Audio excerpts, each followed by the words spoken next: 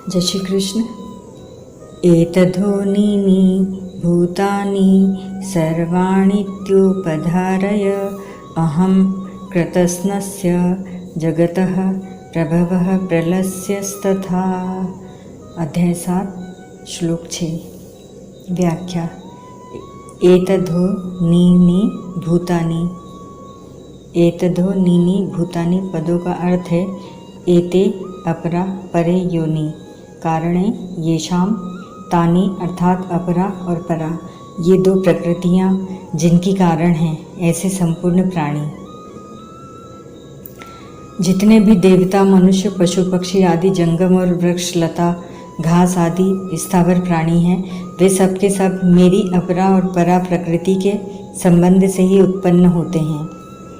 13वें अध्याय के 26वें श्लोक में भी भगवान ने क्षेत्र और क्षेत्रज्ञ के संबंध से संपूर्ण स्थावर जंगम प्राणियों की उत्पत्ति बताई है। यही बात सामान्य रीति से 14वें अध्याय के 4 श्लोक में भी बताई है कि स्थावर जंगम योनियों में उत्पन्न होने वाले जितने शरीर हैं वे सब प्रकृति के हैं और उन शरीरों में जो बीज अर्थात जीवात्मा है वह मेरा अंश है। उसी बीज अर्थात जीवात्मा को भगवान ने परा प्रकृति 7वें अध्याय का 5वां श्लोक और अपना अंश 15वें अध्याय का 7वां श्लोक कहा है। सर्वाणी त्युपधारे, स्वर्गलोक, मृत्युलोक, पाताललोक आदि संपूर्ण लोकों के जितने भी स्थावर जंगम प्राणी हैं वे सब के सब अपरा और परा प्रकृति के संयोग से ही उत्पन्न होते हैं।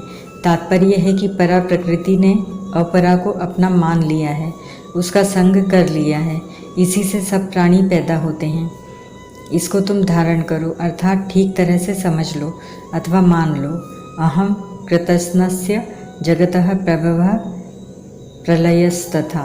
मात्र वस्तुओं को सत्ता स्फूर्ति परमात्मा से ही मिलती है, इसीलिए भगवान कहते हैं कि मैं संपूर्ण जगत का प्रभाव उत्पन्न करने वाला और प्रलय लीन करने वाला हूँ। प्रभवः का तात्पर्य है कि मैं ही इस जगत का निमित्त कारण हूँ, क्योंकि संपूर्ण सृष्टि मेरे संकल्प से पैदा हुई है। सदेक्षत बहु श्याम प्रजा येति छांदोग्य 6-2-3-3। जैसे घड़ा बनाने में कुम्हार और सोने के आभूषण बनाने में सुनार ही निमित्त कारण है, ऐसे ही संसार मात्र की उत्पत्ति में भगवान ही निमित्त कारण है। प्रलय कहने का तात्पर्य है कि इस जगत का उपादान कारण भी मैं ही हूँ, क्योंकि कार्य मात्र उपादान कारण से उत्पन्न होता है, उपादान कारण रूप से ही रहता है और अंत में उपादान कारण में ही लीन हो जाता है। जैसे घड़ा बनाने में मिट्टी उपादान कारण है, ऐसे ही सृष्टि की रचना करने में भगवान ही उपादान कारण है। जैसे घड़ा मिट्टी से ही पैदा होता है, मिट्टी रूप ही रहता है और अंत में टूट करके घिसते घिसते मिट्टी ही बन जाता है। और जैसे सोने के यावन मात्र आभूषण सोने से ही उत्पन्न होते हैं, सोना रूप ही रहते हैं और अंत में सोना ही रह जाते हैं, ऐसे ही यह संसार भगवान से ही उत्पन्न होता है, भगवान में ही रहता है और अंत में भगवान में ही लीन हो जाता है। ऐसा जानना ही ज्ञान है। सब कुछ भगवत स्वरूप है, भगवान के सिवाय दूसरा कुछ है ही नहीं, ऐसा अनुभव हो जाना विज्ञान है। कृतस्नस्य जगतः पदों में भगवान ने अपने को जड़ चेतनात्मक संपूर्ण जगत का प्रभाव और प्रलय बताया है। इसमें जड़ अपरा प्रकृति का प्रभाव और प्रलय बताना है तो ठीक है, पर चेतन परा प्रकृति अर्थात जीवात्मा का उत्पत्ति और विनाश कैसे हुआ, क्योंकि वह तो नित्य तत्व है। नित्यः सर्वगतः स्थाणु रचलोऽयं सनातनः गीता 2:24। जो परिवर्तनशील है उसको जगत कहते हैं। गच्छतीति जगत, पर यहाँ जगत शब्द जड़ चेतनात्मक संपूर्ण संसार का वाचक है। इसमें जड़ अंश तो परिवर्तनशील है और चेतन अंश सदा सर्वथा परिवर्तन रहित तथा निर्विकार है। वह निर्विकार तत्व जब जड़ के साथ अपना संबंध मानकर तादात्म्य कर लेता है, तब वह जड़ शरीर के उत्पत्ति विनाश को अपना उत्पत्ति विनाश मान लेता है। इसी से उसके जन्म मरण कहे जाते हैं। इसीलिए भगवान ने अपने को संपूर्ण जगत अर्थात अपरा और परा प्रकृति का प्रभव तथा प्रलय बताया है। अगर यहाँ जगत शब्द से केवल नाशवान, परिवर्तनशील और विकारी संसार को ही लिया जाए, चेतन को नहीं लिया जाए, तो बड़ी बाधा लगेगी। भगवान ने कृतस्नस्य जगतः पदों से अपने को संपूर्ण जगत का कारण बताया। अतः संपूर्ण जगत के अंतर्गत स्थावर, जंगम, जड़, चेतन सभी लिए जाएंगे। अगर केवल जड़ को लिया जाएगा तो चेतन भाग छूट जाएगा, जिससे मैं संपूर्ण जगत का कारण हूँ यह कहना नहीं बन सकेगा और आगे भी बड़ी बाधा लगेगी। कारण कि आगे इसी अध्याय के 13वें श्लोक में भगवान ने कहा है कि तीनों गुणों से मोहित जगत मेरे को ही जानता, तो यहाँ जानना अथवा न जानना चेतन का ही हो सकता है। जड़ का जानना अथवा न जानना होता ही नहीं। इसलिए जगत शब्द से केवल जड़ को ही नहीं, चेतन को भी लेना पड़ेगा। पहला, इसमें एक विचित्र बात है कि संबंध केवल क्षेत्रज्ञ ने माना है, क्षेत्र ने नहीं। यदि यह अपना संबंध न माने तो इसका पुनर्जन्म हो ही नहीं सकता, क्योंकि पुनर्जन्म का कारण गुणों का संग ही है।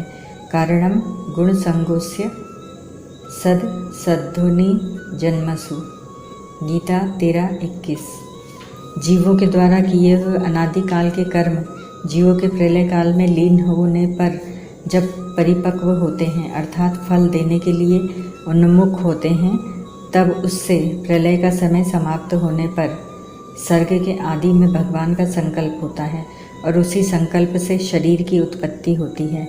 तीसरा, अपरा प्रकृति और भगवान में तो कार्य कारण का संबंध है, क्योंकि अपरा प्रकृति भगवान का कार्य है, परंतु परा प्रकृति और भगवान में कार्य कारण का संबंध नहीं है। क्योंकि परा प्रकृति जीव भगवान का अंश है, कार्य नहीं। इसीलिए अंश अंशी की दृष्टि से ही भगवान जीव के कारण कहे गए हैं, कार्य कारण की दृष्टि से नहीं। ऐसे ही 16वें अध्याय के 8वें श्लोक में भी आसुरी संपदा वालों की मान्यता के अनुसार जगत शब्द से जड़ और चेतन दोनों ही लेने पड़ेंगे, क्योंकि असुरी संपदा वाले व्यक्ति संपूर्ण शरीरधारी जीवों को असत्य मानते हैं, केवल जड़ को नहीं।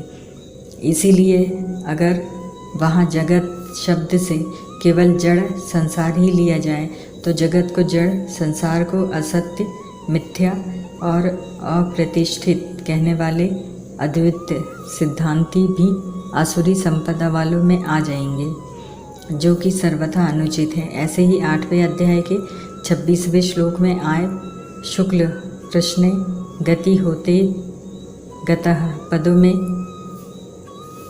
जगत शब्द केवल जड़ का ही वाचक माने तो जड़ की शुक्ल और कृष्ण गति का क्या तात्पर्य होगा। गति तो चेतन की ही होती है। जड़ से तादात्म्य करने के कारण ही चेतन को जगत नाम से कहा गया है। इन सब बातों पर विचार करने से यह निष्कर्ष निकलता है कि जड़ के साथ एकात्मता करने से जीव जगत कहा जाता है, परंतु जब यह जड़ से विमुख होकर चिन्मय तत्व के साथ अपनी एकता का अनुभव कर लेता है, तब यह योगी कहा जाता है, जिसका वर्णन गीता में जगह जगह आया है। परिशिष्ट भाव, जो न खुद को जान सके और न दूसरों को जान सके, वह अपरा प्रकृति है। जो खुद को भी जान सके और दूसरों को भी जान सके, वह परा प्रकृति है। इन अपरा और परा दोनों के माने हुए संयोग से ही संपूर्ण स्थावर जंगम प्राणी पैदा होते हैं। गीता 13वें अध्याय का 26वां श्लोक। मूल दोष एक ही है, जो स्थान भेद से अनेक रूप से दिखता है, वह है अपरा के साथ संबंध। इस एक दोष से ही संपूर्ण दोष उत्पन्न होते हैं।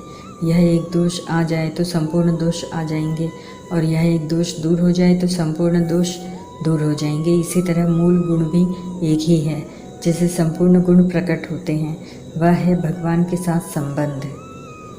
अपरा को चाहे नित्य माने चाहे अनित्य माने, पर उसके साथ हमारा संबंध अनित्य है। यह सर्वसम्मत बात है, यह संबंध ही जन्म मरण का कारण है। कारणम गुण संगोस्य सद सद्दो निजन्मसु। गीता 13:21। यही संसार का बीज है। मैं संपूर्ण जगत का प्रभु तथा प्रलय हूँ। इसका तात्पर्य है कि इस स्थावर जंगम रूप जगत को मैं ही उत्पन्न करने वाला हूँ और मैं ही उत्पन्न होने वाला हूँ, मैं ही नाश करने वाला हूँ और मैं ही नष्ट होने वाला हूँ, क्योंकि मेरे सिवाय संसार का दूसरा कोई भी कारण तथा कार्य नहीं है। इसी अध्याय का 7वां श्लोक, अर्थात मैं ही इसका निमित्त तथा उपादान कारण हूँ, अतः जगत रूप से मैं ही हूँ। 9वें अध्याय के 19वें श्लोक में भी भगवान ने कहा है, अमृतम चैव मृत्युश्च सद सच्चा हम अर्जुन, अर्थात अमृत और मृत्यु तथा सत और असत्य भी मैं ही हूँ। श्रीमद् भागवत में भगवान कहते हैं, आत्मैव तदीदम विश्वम सृजति प्रभु त्रायते त्राति विश्वात्मा हियते हर्तीश्वरः। 11:28-6। जो कुछ प्रत्यक्ष या अप्रत्यक्ष वस्तु है वह सर्वशक्तिमान परमात्मा ही है। जो कुछ सृष्टि प्रतीत हो रही है इसके निमित्त कारण भी वे ही हैं और उपादान कारण भी वे ही हैं, अर्थात वे ही विश्व बनाते हैं और वे ही विश्व बनते हैं। वे ही रक्षक हैं, वे ही रक्षित हैं, वे ही सर्वात्मा भगवान इसका संहार करते हैं और जिसका संहार होता है वह भी वे ही हैं। तैत्तिरीय उपनिषद में आया है कि अनंत अन्न भी मैं ही हूँ और अन्न को खाने वाला भी मैं ही हूँ। अहमन्न महम मन्न महामन्नम अहमन्ना दो हमन्नादो हमन्नादः।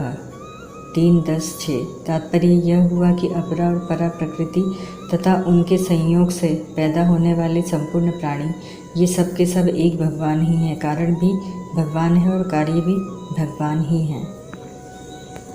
ओम तत्सत।